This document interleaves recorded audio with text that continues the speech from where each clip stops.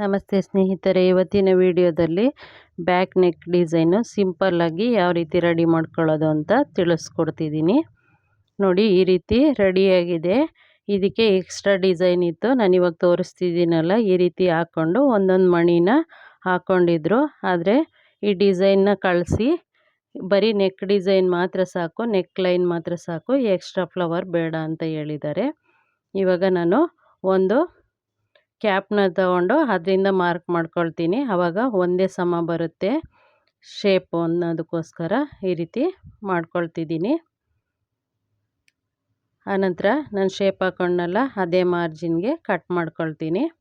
ಇದು ಲೈನಿಂಗ್ನ ನಾನು ಕಟ್ ಮಾಡ್ಕೊಳ್ತಾ ಇರೋದು. ಇವಾಗ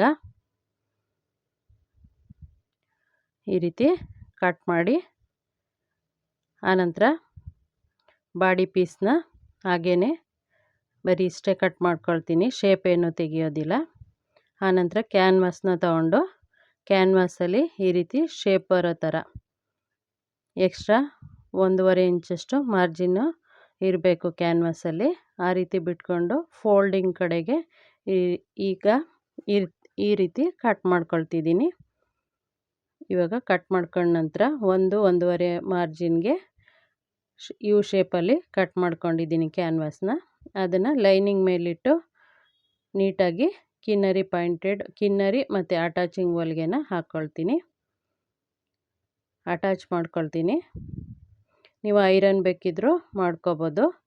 ಈ ರೀತಿ ಹೊಲಿಗೆ ಹಾಕೋದ್ರಿಂದ ಐರನ್ ಮಾಡೋ ಅವಶ್ಯಕತೆ ಇರಲ್ಲ. ಈ ರೀತಿ ಅಟ್ಯಾಚ್ ಮಾಡ್ಕೋಬೇಕು.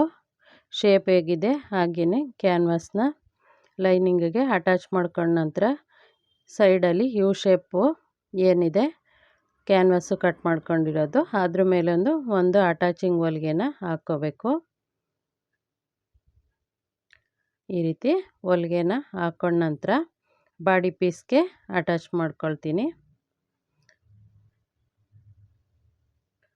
ಬಾಡಿ ಪೀಸು ಸೀದಾದ ಮೇಲೆ ನಾವು ಕ್ಯಾನ್ವಾಸು ನಮ್ಮ ಕಡೆಗೆ ಬರಬೇಕು, ಅಂದರೆ ಮೇಲಕ್ಕೆ ಬರಬೇಕು. ಆ ರೀತಿ ಲೈನಿಂಗಿಗೆ ಅಟ್ಯಾಚ್ ಮಾಡ್ಕೊಂಡಿರೋದನ್ನ ಬಾಡಿ ಪೀಸ್ನ ಸೀದಾದ ಭಾಗದಲ್ಲಿಟ್ಟು ಈ ರೀತಿ ಗುಂಡು ಪಿನ್ ಹಾಕ್ಕೊಂಡು ಆನಂತರ 1/4 ಇಂಚಷ್ಟು ಮಾರ್ಜಿನಲ್ಲಿ ನಾನು ಸ್ಟಿಚಿಂಗ್ ಹಾಕ್ಕೊಳ್ತಾ ಹೋಗ್ತೀನಿ.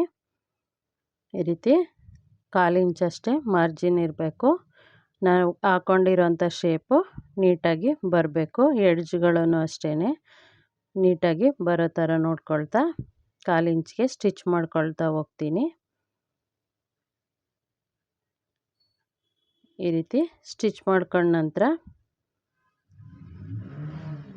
ಬಾಟಮಲ್ಲೂ ಒಂದು ಹೊಲಿಗೆನ ಹಾಕ್ಕೊಳ್ತೀನಿ. ಇದನ್ನು ಹಾಕ್ಕೊಂಡು ನ್ಯಾಚ್ ಹೊಡೆದು ಟರ್ನ್ ಮಾಡಿಕೊಂಡ್ರೆ ಸೊಂಟದ ಭಾಗದಲ್ಲಿ ಹೊಲಿಯೋ ಅವಶ್ಯಕತೆ ಇರಲ್ಲ, ಅಂದರೆ ಎಕ್ಸ್ಟ್ರಾ ಪಟ್ಟಿ ಹಾಕೋದೇನು ಇರಲ್ಲ. ಇವಾಗ ನಾನು ಕ್ಯಾನ್ವಾಸ್ ಅಳತೆಗೆ ಉಳಿದಿರೋಂಥ ಬಾಡಿ ಪೀಸ್ನ ಕಟ್ ಮಾಡಿ ತೆಗಿತಿದ್ದೀನಿ. ನಾವು ಬಾಡಿ ಪೀಸಲ್ಲಿ ಶೇಪ್ ತೆಗೆದಿರಲಿಲ್ಲ, ಬರೀ ಯು ಶೇಪಲ್ಲಿ ಕಟ್ ಮಾಡ್ಕೊಂಡಿದ್ದೆ ಎಕ್ಸ್ಟ್ರಾ. ಆನಂತರ ಅದನ್ನು ತೆಗೆದ ನಂತರ ನೀಟಾಗಿ ನ್ಯಾಚ್ ಹೊಡ್ಕೊಂಡು ಈ ರೀತಿ ಟರ್ನ್ ಮಾಡ್ಕೊಳ್ತೀನಿ. ಟರ್ನ್ ಮಾಡಿಕೊಂಡು ಇವಾಗ ಕಿನ್ನರಿ ಹೊಲಿಗೆನ ಹಾಕ್ಕೊಳ್ತೀನಿ. ಬ್ಯಾಕ್ ಸೈಡು ಬಾಟಮಲ್ಲಿ ಕಿನ್ನರಿ ಪಾಯಿಂಟೆಡ್ ಹೊಲಿಗೆನ ಹಾಕ್ಕೊಳ್ತೀನಿ. ಇದು ಹಾಕ್ಕೊಂಡ್ರೆ ಬಾಟಮ್ ರೆಡಿ ಆಗುತ್ತೆ. ಎಕ್ಸ್ಟ್ರಾ ಲೈನಿಂಗ್ ಹಾಕೇನೋ ಅಟ್ಯಾಚ್ ಮಾಡೋ ಅವಶ್ಯಕತೆ ಇರಲ್ಲ. ಇವಾಗ ನೆಕ್ ಶೇಪ್ಗೆ ಈ ರೀತಿ ರಿಮೂವ್ ಮಾಡ್ಕೊಳ್ತಾ, ಅಂದರೆ ಓಪನ್ ಮಾಡ್ಕೊಳ್ತಾ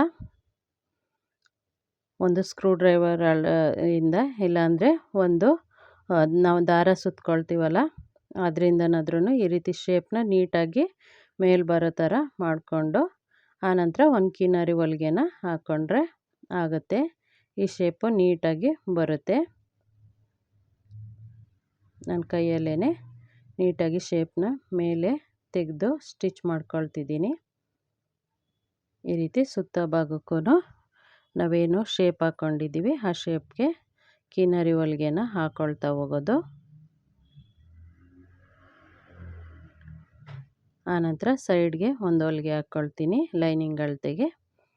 ಆನಂತರ ಎಕ್ಸ್ಟ್ರಾ ಬಟ್ಟೆನ ಕಟ್ ಮಾಡಿ ತೆಗೆದಿದ್ದೀನಿ. ಇವಾಗ ನಾನು ಟೈಯಿಂಗ್ ದಾರನ ಒಂದಷ್ಟು ಹೊಲಿದಿಟ್ಕೊಂಡಿದ್ದೀನಿ. ಅದನ್ನು ಈ ರೀತಿ ಶೇಪ್ನಲ್ಲಿ ಇಟ್ಕೊಳ್ತಾ ಸ್ಟಿಚ್ ಮಾಡ್ಕೊಳ್ತಾ ಬರೋದು ಸುತ್ತ ಭಾಗದಲ್ಲೂ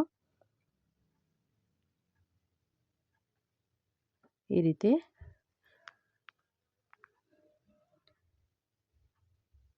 ಇದೇ ಮಾರ್ಜಿನಲ್ಲಿ ಸ್ವಲ್ಪ ಲೂಸ್ ಇರೋ ಥರನೇ ಸ್ಟಿಚ್ ಮಾಡ್ಕೊಳ್ತಾ ಬಂದರೆ ನೆಕ್ಕು ಶೇಪು ರೆಡಿ ಆಗುತ್ತೆ. ನೀವು ಬೇಕಿದ್ದರೆ ನಾನು ಫಸ್ಟ್ಗೆ ತೋರಿಸಿದ್ನಲ್ಲ ಈ ಎಕ್ಸ್ಟ್ರಾ ಫ್ಲವರ್ ಥರ ಇಟ್ಟು ಈ ಟೈಯಿಂಗ್ ದಾರನೇ 3 ಫ್ಲವರ್ ಬರೋ ಥರ 3 ಪೆಟಲ್ಸ್ ಬರೋ ಥರ ಇಟ್ಕೊಂಡು ಅದಕ್ಕೆ ಒಂದು ಮಣಿ ಹಾಕಿ ಅದು ಕಚ್ಚಾ ಕಾಣದೇ ಇರೋ ಥರ ಒಳಗಡೆಗೆ ಫೋಲ್ಡ್ ಮಾಡ್ಕೋಬೋದು. ಅದು ತುಂಬ ಚೆನ್ನಾಗಿರುತ್ತೆ.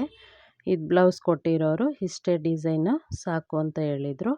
ಹಾಗಾಗಿ ನಾನು ಇಷ್ಟನ್ನು ಮಾತ್ರ ಮಾಡಿದ್ದೀನಿ.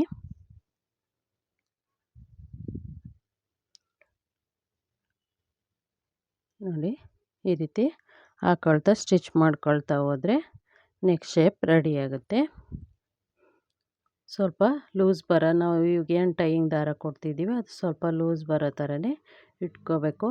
ಬ್ಲೌಸು ಹಾಕಿದಾಗ ವೇರ್ ಮಾಡಿದಾಗ ಅಗಲ ಬರುತ್ತಲ್ಲ ನೆಕ್ಕು, ಆವಾಗ ಫೋಲ್ಡ್ ಆದಂಗೆ ಅನಿಸುತ್ತೆ. ಈ ರೀತಿ ಲೂಸ್ ಇರೋ ಥರ ಇಟ್ಕೊಂಡ್ರೆ ನೀಟಾಗಿ ಕಾಣಿಸುತ್ತೆ.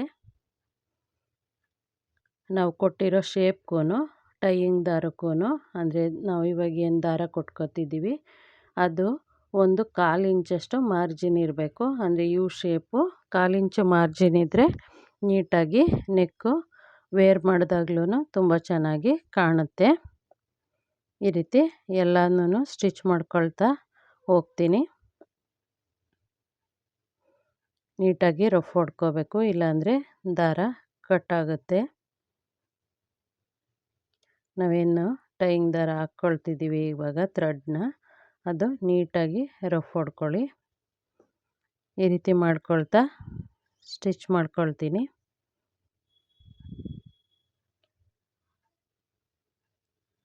ನಾನು ಸುಮಾರು 1.5 ಮೀಟ್ರಷ್ಟು ಟೈಯಿಂಗ್ ದಾರನ ಸ್ಟಿಚ್ ಮಾಡಿ ಇಟ್ಕೊಂಡಿದ್ದೆ.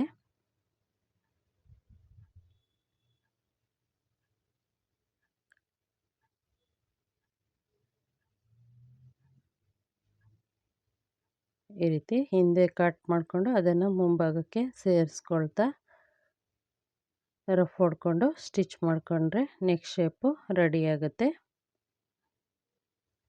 ಸಿಂಪಲ್ಲಾಗಿ ಮಾಡ್ಕೋಬೋದಂತಹ ಡಿಸೈನು, ಹೊಸದಾಗಿ ಕಲಿಯೋರು ಸಹ ಆರಾಮಾಗಿ ಮಾಡ್ಕೋಬೋದು. ಈ ನೆಕ್ ಡಿಸೈನ್ನ ಒಂದು ಸರಿ ಟ್ರೈ ಮಾಡಿ, ಹಾಗೆ ಹೇಗೆ ಬಂತು ಅಂತ ತಿಳಿಸಿ. ಧನ್ಯವಾದಗಳು.